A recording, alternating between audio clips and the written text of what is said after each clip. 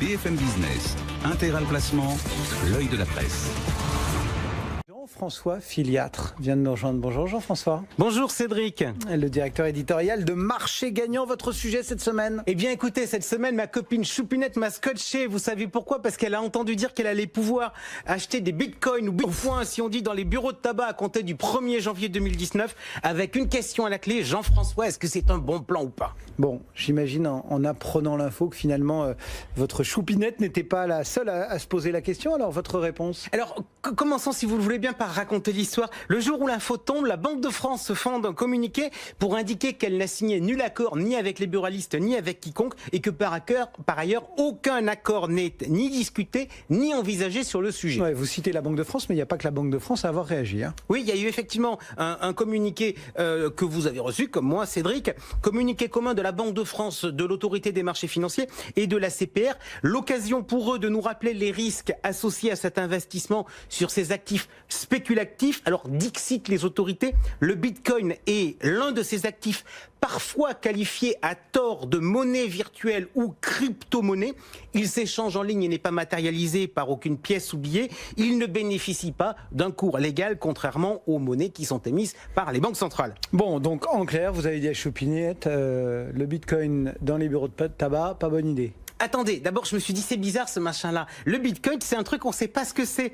Alors si on savait sa nature, ça serait intéressant parce qu'on saurait qui régule. Il n'y aurait pas ces débats avec la Banque de France, l'AMF ou la CPR. C'est une monnaie, c'est un instrument financier, c'est un actif. Alors la nature, vous savez Cédric, c'est aussi très important en matière de fiscalité. Pourquoi? C'est une action. C'est pas pareil qu'un bien immobilier, donc c'est pas taxé pareil. Et vous savez d'ailleurs qu'il y a eu depuis quelque temps un certain nombre de débats autour de la fiscalité du Bitcoin. Notamment avec le Conseil d'État qui avait donné son point de vue. Exactement, alors là aussi on rappelle l'histoire.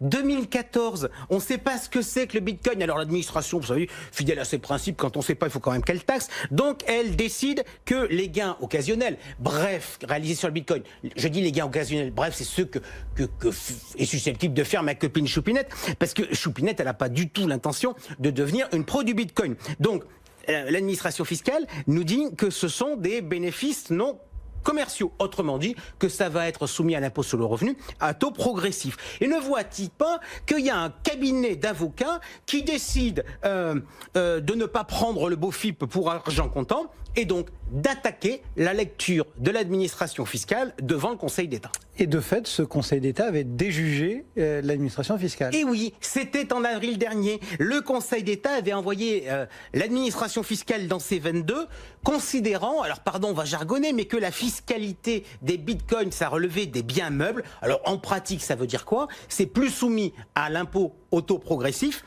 mais taxation des gains réalisés à hauteur de 19% plus 17,2% de prélèvements sociaux, ce qui nous fait un total de 36,2%. Bon, et d'ailleurs, le gouvernement a à nouveau changé sa copie dans la haute finance. Pourquoi ce petit détour fiscal, Jean-François, dans cette chronique, pour éviter de répondre à Choupinette? Non, écoutez, vous avez écouté l'AMF, vous avez écouté la Banque de France, vous avez écouté la CPR, et naturellement, vous avez quand même le sentiment que le Bitcoin, c'est la peste. Je ne sais pas de quelle couleur, mais la peste en tout cas. Eh bien, vous voyez, l'autre jour, on était en fait mi-novembre, c'était avant cette histoire de vente de Bitcoin dans les bureaux de tabac. Il y avait les entretiens de l'AMF. Et aux entretiens de l'AMF, il y a eu le ministre de l'économie et des finances qui est venu et qui a parlé. Vous avez le souvenir de son discours ? Non, là, je sèche. Ok, alors je cite, Bruno Le Maire étant totalement incapable de limiter. Alors, que nous dit-il? Pour les particuliers, je vais présenter dans quelques jours à l'Assemblée nationale un amendement au projet de loi de finances qui va préciser le cadre fiscal des crypto-monnaies, des crypto-actifs et des plus-values qui sont générées par ces crypto-actifs. Bip, bip, bip, bip, bip, bip, bip. Cédric ? Il y a un problème dans la phrase. Est-ce que vous l'avez trouvé? C'est du vocabulaire. Il a parlé de crypto-monnaie. Et vous venez de gagner les 1000 francs du banco. Et oui, les autorités nous disent que le Bitcoin, ce ne doit pas être considéré comme une crypto-monnaie. Et le ministre, il fait quoi? Il nous parle de crypto-monnaie. Alors comme je suis un brin provoque, que vous savez, la France a mis en place une stratégie nationale d'éducation financière qui est pilotée par la Banque de France. Je me pose la question, juste comme ça, de savoir si le ministre ne devrait pas avoir une formation continue, croix des petits champs. Bon, si ça se trouve, c'est un lapsus, vous n'allez pas attaquer Bruno Le Maire. Que dalle, c'est dans le texte, j'ai vérifié. Mais que nous dit le ministre ensuite? Eh bien, il nous dit aujourd'hui le cadre fiscal est confus, personne ne s'y retrouve. Alors là, on peut dire très clairement, Bruno Le Maire est très clairvoyant. Et il poursuit en nous disant, nous allons clarifier le cadre fiscal des cryptoactifs et nous avons fait le choix de le rendre attractif une fois encore pour que Paris, pour que la France soit leader en termes de nouvelles technologies financières. Désormais, donc, les plus-values générées sur les cryptoactifs seront taxées à un taux unique forfaitaire de 30%, taux qui est donc inférieur à la fiscalité que nous avait donné le Conseil d'État. C'était 36,2%. Et là, je me dis, franchement, c'est génial. Non, 30% c'est la flat tax. On met donc les cryptos à la flat tax. Ouais. On met les cryptos à la flat tax. Alors au début, vous voyez, on part d'un truc qu'on n'aime pas trop, donc on le mettait aux bénéfices non commerciaux. Et là maintenant, on le met à la flat tax, une imposition qui est considérée comme étant favorable. Alors moi, je dis très belle progression. Je ne connais pas le bilan carbone des cryptos qui, paraît-il, bouffent des quantités d'énergie absolument phénoménales. Mais au niveau de la baisse de la fiscalité, c'est quand même impressionnant. Du coup, Choupinette, ça l'interpelle, parce que finalement, vu comment on le traite d'un point de vue fiscal, est-ce que le Bitcoin, c'est pas un truc génial? Juste d'ailleurs, petite provoque, là encore, mais si vous regardez la bourse, avant, dans les chaînes d'information continue, vous aviez les cours du CAC 40 en continu. Vous ne les avez plus. En revanche, aujourd'hui, je constate quoi? Je constate que si vous allez sur les sites boursiers, les Boursorama, les TradingSat et tutti quanti, le Bitcoin est apparu, je dis, pas mal de visibilité pour un ovni. Bon, c'est vrai qu'on en parle de plus en plus. Oui, et de mieux en mieux, vous constaterez. Pourquoi? Parce que la bourse, quand est-ce qu'elle fait les unes du journal de 20h des grandes chaînes? Quand elle baisse.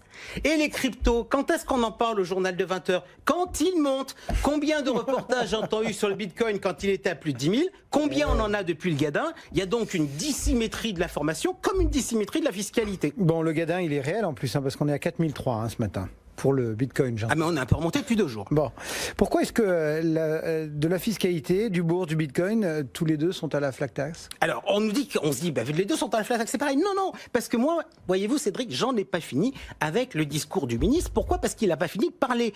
Deuxième décision, nous dit-il, les transactions de crypto à crypto seront exonérées.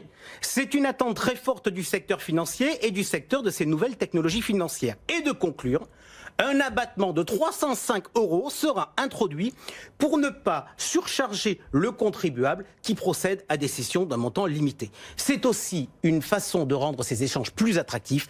Et là, je vous le dis, franchement, j'hallucine. Ouais, vous hallucinez et je me doute que vous allez revendiquer aussi. Mais je veux mon neveu. Moi, il veut que je lui parle les attentes du secteur des épargnants, le ministre. Bien, ok. Un abattement de 305 € sur les revenus de capitaux mobiliers pour éviter une surcharge de tout le monde, les établissements financiers, le trésor public, les contribuables, etc. Moi, je vous dis, je prends. Bon, ça c'était la revendication fiscale et la réponse à Choupinette. La réponse, j'ai déjà donnée ici. J'ai dit, on n'achète pas quelque chose que l'on ne comprend pas et pour l'heure, je ne comprends pas les cryptoactifs, monnaie ou que sais-je. En fait, le fait de ne pas savoir est pour moi une réserve. Alors finalement, le truc qui est fou, c'est qu'on va créer un statut. Et surtout, je vais vous dire, au vu de tout ce que j'entends de la part des pouvoirs publics, je pense qu'on est parti chez les fous. Les autorités mettent en garde et le ministre encourage et abaisse la fiscalité. C'est à n'y rien comprendre, sauf à envisager que la France a envie de devenir le centre du monde de la spéculation électronique. En revanche, Cédric, pour votre sommet BFM Patrimoine, j'ai une petite idée de débat. Bon, le sommet BFM Patrimoine, si vous n'êtes pas au courant, si vous ne nous écoutez pas depuis le mois de septembre, c'est le 6 décembre prochain. Et vous y serez avec nous, Jean-François? Oui, je ne serai pas en plateau la semaine prochaine, mais j'animerai des débats. Donc moi, j'ai une idée. Vous savez, on pourrait débattre d'un grand sujet, je vais vous le dire. Pourquoi? Parce qu'avec ce nouvel arsenal fiscal se pose une question pour les conseillers en gestion de patrimoine. Demain, ne sera-t-il pas plus intéressant de vendre des bitcoins que de l'assurance vie et du PEA? Alors, on le voit, on a une régulation faible, blarde, pas de DIC, pas de DC et autres joyeusetés pour protéger l'épargnant, des frais conséquents. Chez les buralistes, par exemple, on est en train d'aborder des frais de 7%. Ça permet de vivre correctement. Pas mal. Et enfin, vous vous dites que si vous vendez du Bitcoin, vous avez le soutien plein et entier de Bruno Le Maire au nom de l'attractivité de la France. Et moi, je ne vous le cache pas, petit épargnant, je me demande si je ne préfère pas quand on était vraiment des ringards. Jean-François Filiatre.